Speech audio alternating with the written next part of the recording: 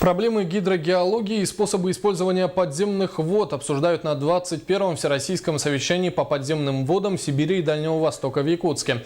В нем принимают участие ученые и специалисты из разных городов России, а также Кореи, Белоруссии и Казахстана.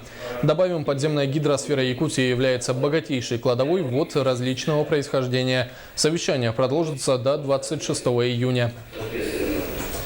По итогам совещания 2012 года был подготовлен соответствующий документ обращения в правительство России с требованием главное внимание уделить пресным подземным водам, которые используются для питьевого водоснабжения, поскольку в разных регионах Восточной Сибири эта проблема существует, и поэтому все усилия должны быть направлены на то, чтобы наши люди пили чистую питьевую воду.